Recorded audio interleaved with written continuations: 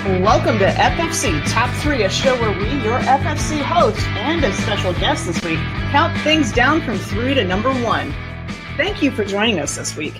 If you have a suggestion, you know where to hit us up. Twitter, at FocusFireChat, in our Discord, or even email us at FocusFireChat@gmail.com. This week, we're discussing our top 3 holiday movies. So notice it's not necessarily Christmas movies, it's holiday movies. And like I said, we have a special guest with us this week, the one and only sultry tiger from across the pond, Byf. Hey. Welcome to Top 3. Wonderful to be here. Mm-hmm. Wow, I didn't realize Top 3 was its own show. This is awesome. Yeah, it's kind of like our little get to know the host type show. Yeah, nice. Awesome. Okay. So the way that it kind of works on this is I kind of set us up in an order. I'm going to have Blue go first, then Byf, then Beard, and then I'll kind of end it out, and we'll go 3. Everybody goes through their 3s. Everybody then will go through all their 2s, and then we'll finally finish up at number 1, and we get to see how everybody enjoys their holiday movies. Sound good? Let's do it. All right, Blue, start us off. What's your number 3? I'm glad that I get to go first on this because I know Beard's gonna try to steal this from me. Someone in chat already stole it from me last 2 weeks ago. But number 3 is... I was trying to keep it quiet for the sake that I knew you and I were both going to say the same thing. Like, let's be frank here for just 5 seconds. Die Hard. Die Hard is number 3. God, Blunted! Black Flag! Black Flag beat me again! Dang it! Die Hard is number 3. It's totally a Christmas movie. It is. What? Your Die Hard is your number 3? Yeah, number 3. What? Mm-hmm. Yeah, number 3. Oh no, it's gonna get better. It's gonna get better. Oh, it's gonna get better? Oh wow. Wait. More entertaining. Let's say that. Is your top 3 just Die Hard, Die Hard 2, and Die Hard 3? Thankfully, that doesn't work. Thankfully, that doesn't work. Life's like, I'm done. I'm leaving. I'm never coming back here. It's like, wait, why did I say that I wanted to do top 3? What is wrong with me? I mean, it's always a fun time. God, I will simply say this: Google Christmas movies. Die Hard is on that list. Yep. It's true. It's true. It's on that freaking list. It is a Christmas movie. Mm-hmm. All right, Byf. Since Blues kicked us off with such a strong one, what are you up for number 3? Okay, so I have a variety of Christmas movies that I love. Spoiler alert, Die Hard was going to be later in my list. So thanks for stealing that one there, Blue. Like, yes. Instantly. Like I said, I was like, as soon as she's like, Blue gets to go first, I'm like, yes! Yep. Realistically, like, I figured there was no way that this was going to be around for that long. Like, I figured someone else had to have mentioned it by then. But no. So... Number 3 for me, this is going to be a really soppy one, but that's entirely the purpose of it, is actually a classic British film, Love Actually. Have you ever heard of that? I love that movie. It's so sweet. Actually. So I identify with so much of that, because there's the awkward British romance, you got that. There's the young kid who thinks he's really cool and tries to get into a band when he's younger, and trying to do something musically related so that he can impress a girl. I've done that. And then there's the guy who goes to America and then is like, my British accent's totally going to get me laid. Oh, gosh, yeah. And like, I feel like that's something where you could like associate a stereotype with most British dudes with that. So I was just sitting here like, wait, Byf, is this just your childhood? Is that what you're describing right now? Well, I hope not, because one of the opening scenes is 2 people in a porno as well. Do you remember that? And it's just the most British thing too, because whilst it's like, oh yeah, could you remove the shirt and massage the nipples? Then, like, of course, because it's just so awkwardly British, they start talking about the weather, and I'm like, this is my country. This is actually my country. I feel like there was somebody brilliant that had summed that up pretty well. And now for something completely different. Yes. And now for something completely different. Beard. Oh, Lord, here we go. All right, so I'm just going to do a blanket statement here because everybody expects this of me at this point now. So, Team 4-Star, has been doing this long-running thing for I don't know how long now, where all of the movies that they've produced, or just about all of them, have been Christmas related. So one of the first ones that they came out with was the Tree of Might, which is the one with the Dragon Ball Z movie with Turles. They nicknamed it the Christmas Tree of Might. And Turles' ultimate goal was to sap all of the Christmas joy from Earth. If you are not in the holiday spirit after that one, well, just hang on to your butts because it gets better. The Lord Slug one is not taking place during Christmas, but King Kai gets the ultimate idea that because it's snowing on Earth, because Lord Slug made everything cold and it's now snowing, King Kai says, Goku, you are the champion of Christmas. And it, of course, completely backfires, except for the fact that, Santa Claus still shows up in July, which is the ultimate funny thing because it's Christmas in July. And the last bit that I can really remember is one of the more recent ones where they go after the Ultimate Hero Extermination Plan, which is a mouthful in and of itself. But they talk about they actually have the main villain be Santa Claus. He's just conformed and changed so much because he's like, I don't understand this planet anymore. You guys are just a bunch of jerks, and I'm gonna take you all out. And it, of course, ends where this was the last Christmas pun ever, but it also happens to be the last Christmas ever. Oh my god, that is amazing. I give them all the props in the world for continuing the joke because it was very well done. It continues to be. I go back and I watch those movies a little bit more often than I probably should, but they're great background noise at least. Mm-hmm. Oh man, I feel so plain compared to the three of you at this point. I'm like, isn't that every week though, Green? That's every week. I just want to get that out there. It's my number 3 is the Santa Claus, because Tim Taylor, Tim the Tillman Taylor. So I'm gonna Tim the Tap Man. Yeah. Oh, that one too. Okay, I'll not lie. You say that, and it's such a generic name that I genuinely can't remember which Christmas. Yeah. So it's God, what is that guy's name? The one where the really jerk CEO kind of guy he accidentally kills Santa Claus, and so he has to take over as being Santa Claus. Yeah. Why can't I think of his name right now? He was Tim the Toolman Taylor on that Tool Time show. Tim Allen. But thank you. Tim Allen. Nerd and Needle saved the day. Yes. But that was that's the one where he has his son with him. They're like, we're gonna drink a bowl of whiskey. Fun. Okay. The son is so excited about the whole thing, and he is not, and he has to learn how to basically have a heart at Christmas. Well, and then he also starts gaining all the weight, and he's like, yes. The doctor, he's like, you're healthy as a horse. Yeah, Clydesdale. It's great times. All right.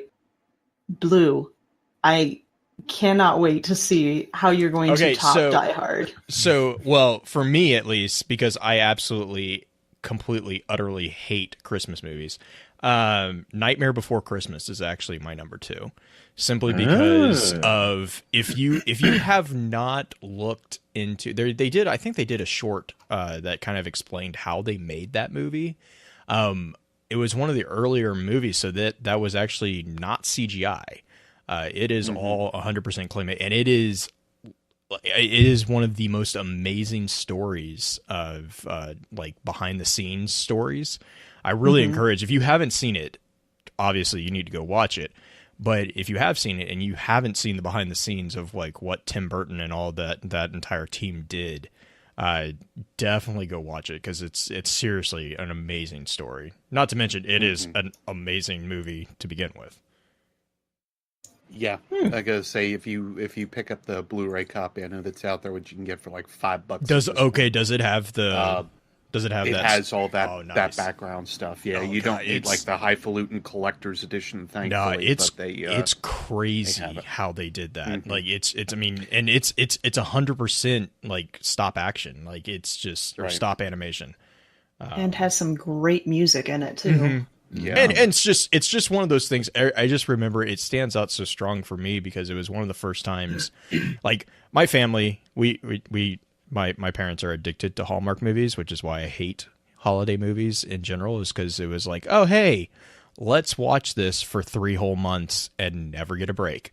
And I remember when Nightmare Before Christmas came on, because I was like, oh, this is actually a movie that is quote unquote holiday movie as a kid, because obviously, you know, kids and Die Hard don't mix very well. No. But like as a kid, I remember watching it and being like, I could totally be like, no, this is a Christmas movie. We're going to watch this one. And everyone was like, oh, you're following the logic, but you found a loophole. And it wasn't like the whole happy-go-lucky Santa Claus ones. It was actually, yeah. So that was that's one of the reasons it stands out so much for me, is it was one of the first times it was like, ha, I win this round. Well, I'm going to say what happens when the next closest holiday gets infested into the next closest holiday, basically. Right. Which is funny for my top 2, actually. Well, Byf, what's your number 2? Okay, so I'm a real fan of Dickens, just generally. I think there's some fantastic stories that have been told by such wonderful authors, and Dickens is always a highlight for me. And so it should be no surprise, my number 2 is The Muppets Christmas Carol. Heck Classic yes! retelling Yes! of a classic story. Oh my god. The Of Muppets Scrooge. anything. Of Scrooge and Bob Cratchit. Bob, of course, played by the incredible Kermit the Frog. Oh my god. I love it because it takes what is actually, like, if you think about it, A Christmas Carol is a freaking grim, scary story, right? It Like, is. getting visited by 3 ghosts during the night and ultimately being told, like, hey, if you don't change tomorrow, you're gonna die alone. But, like, The Muppet Christmas Carol is just hilarious in so many ways, and it's just so heart-wrenching at times. It's wonderful. Like, yeah, it's really, really fantastic movie. Oh my And also, goodness. it gets better, I think, the older that you get. So as a kid, I was Yeah. watching this, and I was like, you know, whatever, it's Muppets. And now I watch it back, and I'm like, this is a freaking masterpiece. I want it. We need to watch this every year. So yeah, that's absolutely Muppets Christmas Carol for my number 2. Oh gosh. Just Miss Piggy. Like, she's my favorite character. It doesn't matter. As soon as she shows up, it's great. Mm-hmm. Yes. And then Beard. also Tiny Tim. I know, There's a I tiny know. frog. Oh, yeah. It's good. That's some memories. That one. Mhm. Beard. Number 2. So I have actually kind of a small tie for number 2, but I'm going to make the one really, really quick. Because I think that the other goes in line with what Blue was going to say, which is why I didn't actually pick Nightmare Before Christmas, because I knew he was going to pick Nightmare Before Christmas, because I know how Blue is. It's amazing. Carrying on with all of that rambling, moving on. The runner-up for number 2 was Scrooge. With oh my god, I feel terrible now. I had his name and now it is gone. Scrooge the guy or that was in Scrooged? Scrooged. Yes, thank you. Oh, Wow, Bill Murray? Bill Murray. I'm going to There go you turn in go. my nerd card now. I feel absolutely terrible. But yes, I like that movie just for the sake that it's a comedy with Bill Murray. I definitely enjoy it like every time around this point of year. Just because it's Bill Murray and he has that weird sense of, humor behind him. But the actual, I think, that would be number 2, which is just a little bit higher, is Rise of the Guardians. Oh, okay. I have not seen that one. Neither No, have that's I. a shame because it is the animated version, if you will, of like how Nightmare Before Christmas could have gone. That's the but one. it incorporates, the different legends, almost all right? the seasons. Yeah. Yes. Okay. Yeah, because it's the Easter Bunny, it's Santa Claus, and you. Is that the one And that you Santa have- Claus has like the 2 arms, the Ye- tattooed arms? Yes. Okay. yes. Okay. Yeah, I gotta say that one. It's Oh, it's like a tattooed naughty and nice. It's like Yes. naughty and nice or something. And I have a 5-year-old, so I'm sure that within a couple years we will have watched it. Yeah, I'm gonna say I'm surprised it's actually not up on like Netflix or anything because it was a DreamWorks film. And yeah, that's how true. much DreamWorks they actually get up on Netflix? It's kind of weird. So much, dude. especially now Yeah. that they're losing Anyways, I'm gonna say we'll get on that tangent for the rest of the show. But yeah, it highlights Jack Frost as like the main character, if you will, and then the ultra evil, which by the way they got amazing voice actors as it is for this thing. So if you've never really watched this movie, I absolutely do recommend to go and check it out. If you've got kids, if you don't have kids, I just thought it was a really well made animated film, but it is one that I go back to yearly just to kind of watch again. It's just a lot of fun. It's nice that they portray Jack as a good character, because in so many of the holiday movies, he's kind of a bad guy. I was going to say between the actual like the Tim Allen look at, if we want to post it that one, or like some of the other Christmas spinoffs like Rudolph. Actually, they had him as like a bad guy that kind of turns into like a, well, I guess I can work with everybody sort of character. Right. But that's how that kind of changed. I just love how the theming went with this one, especially when all of the others are like these major appointees, if you will, of holidays. But then you've got Jack Frost, who is like, I'm basically the son of winter, and it's just amazingly well done in my mind. But anyway. Oh my gosh. Okay, so story. Most of you know that I'm terrible about actually watching movies. I hate watching movies. So this one I've never actually finished, but it is one of the most memorable holiday movies I've ever seen. It's simultaneous, like in the same movie, I have thrown up, cried, and laughed maniacally. Frozen. What? No. Well, I mean, to be fair, that is a legit response to that movie. Yeah, man, where's Pins? Where's Pins? Wait, Elf? Elf. Oh. I cried in Elf. I threw up at the spaghetti candy monstrosity thing that he made and ate. Yeah, that's fair enough. And then it was Will Ferrell, so you're laughing the whole time too, and it's like, oh my god, I can't. It's just a roller coaster of emotions going on, and I can't finish the stupid thing. This is another movie that I have successfully avoided. It's actually not that bad. It's pretty good. And it's got a great story. Yeah, my son is addicted to it. Like he loves that. He actually talked my parent. He was down in Texas for vacation for a week, and apparently they found a play of it. And he called me. I didn't know he had gone this, and he called, and the first thing he said is like, "Dad, I'm going to be in a play." I was like, "Oh, okay, buddy." Okay. Like, I have no context of this statement, but sure. And my mom got on, and she was like, "We just saw Elf." I was like, okay, that makes more sense. Like, but yeah, so he loves that entire thing. Yeah. All right, Blue. Okay, so you've built this up. I've built this up, and I know Beard. I'm so glad Beard is not in the same state, because he'll probably drive over here and kill me. But as you know, as I said, I hate holiday movies, and I look for any excuse. Yeah, I know. I look for any excuse to make people suffer that I have to, because this is just the way I am. If you're going to force me to watch a movie with you, and it has to be a holiday movie, well, there's no better movie to force someone to watch than the Star Wars Holiday Special. Because everyone will hate everyone else by the end of the thing. And I'm like, thus, I win the game of making you hate holiday movies as much as I do. And not to mention, it's just hilarious. Literally. Oh my god. Oh my lord. So my favorite thing about thinking back to that is also they got Harrison Ford to do it, but he really didn't want to. So he's just really... He's not into it at all in any of the scenes. He's just giving zero... And it's amazing.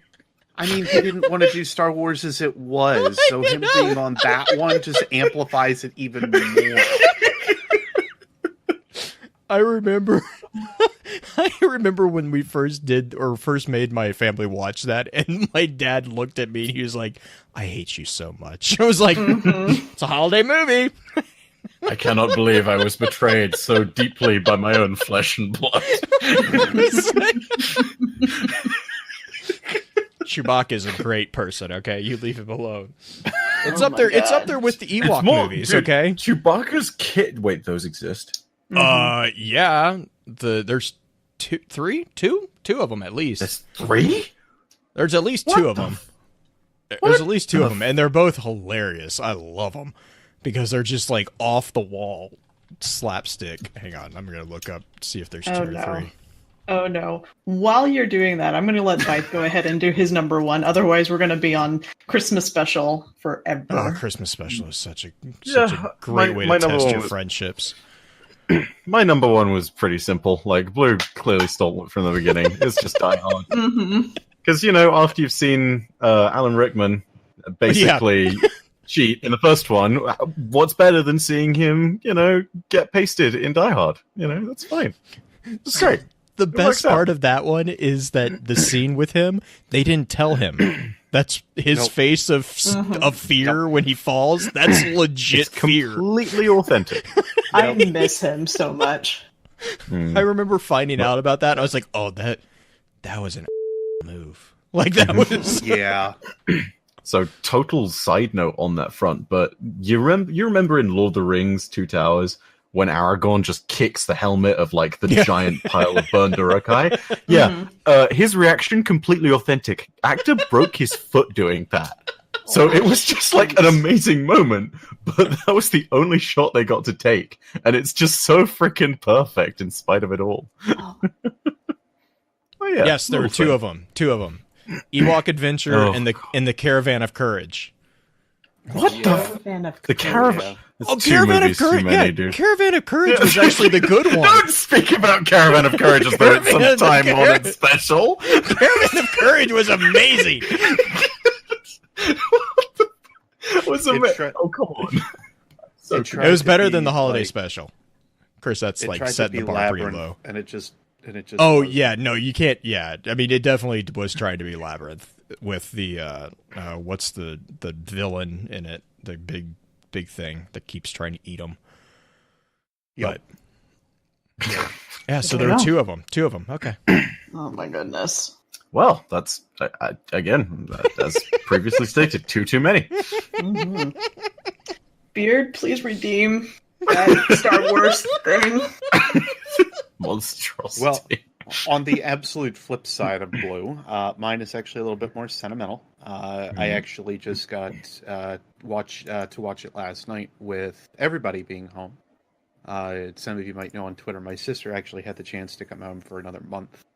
So nice. I've been able to hang out with her again. She lives clear across the country, so I don't really get to see her all that much.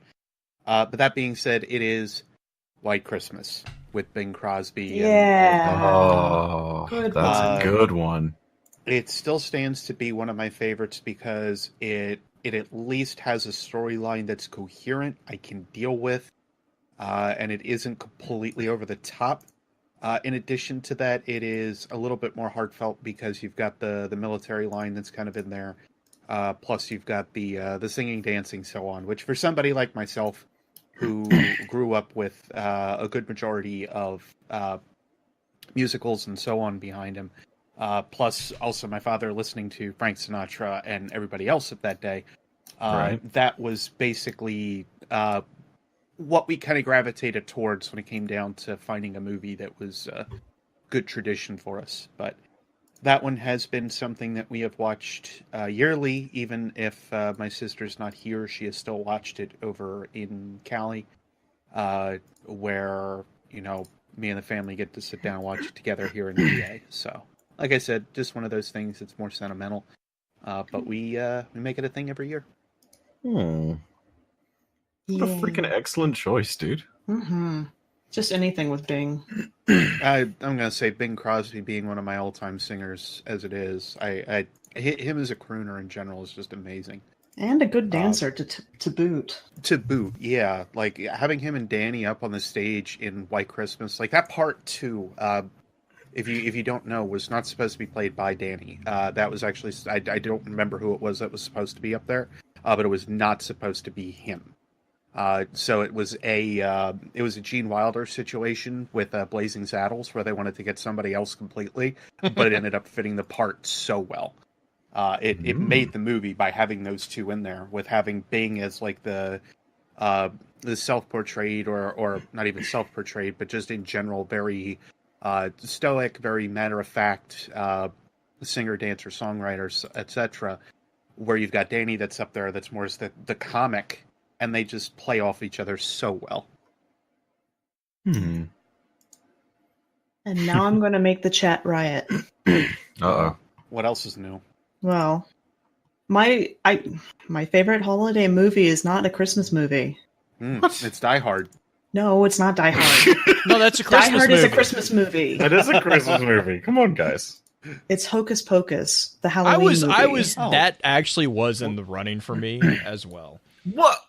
I love Hocus Pocus. I love Bette Midler and Sarah Jessica. Oh God, just they're so funny. And the situation with the cat getting ran over and the animation with him being filled back up, and it's just. Wait. I mean, there's some. Life, have you never seen Hocus Pocus? I'm sure I must have at some point, but I don't remember a cat getting run over. I think I would remember more traumatic childhood. Yeah, he gets. It's so good. The it's animation so gruesome, of him, but like at the same time, the animation of his resurrection. Very, very, very Christian.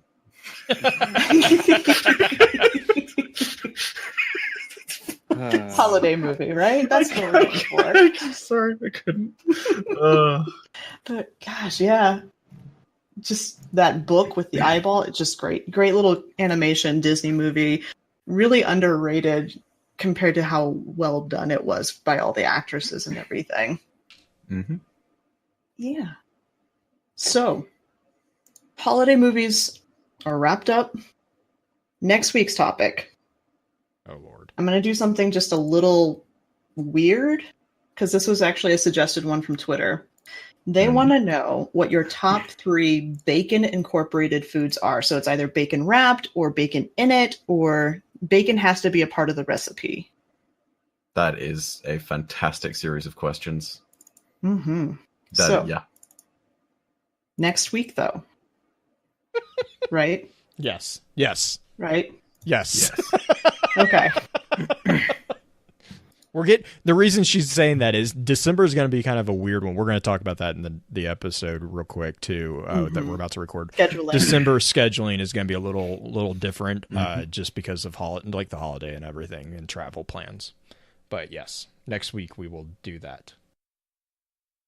Yes. Thank you guys for being in live chat with us. And thank you for the podcast listeners who are listening to it a little bit later for joining us for top 3, where we just have fun and giggle and just be silly the whole time, it seems like. And remember, everybody loves a list.